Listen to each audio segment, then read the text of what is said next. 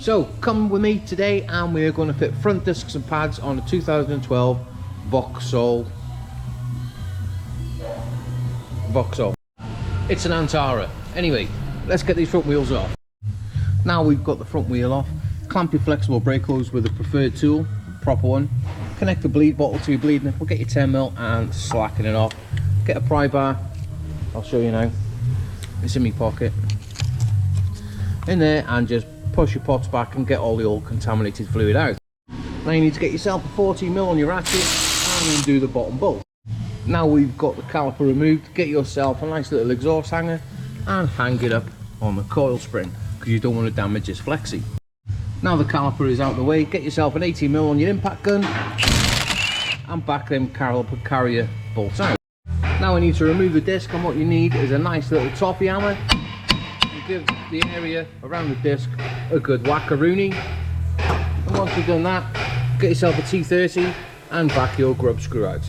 And there we go, that is the brake disc off. For all you MOT testers out there, what would you do with that disc? Would you pass it and advise it, or would you fail it? Let me know in the comments.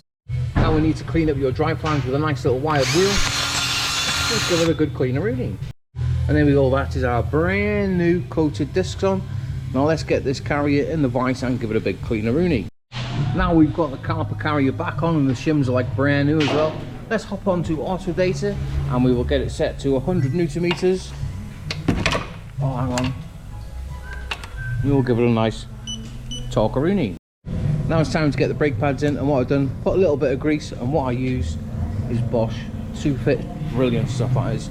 Anyway, if you've cleaned it up properly, that brake pad should just slide on ever so easy and slide back into.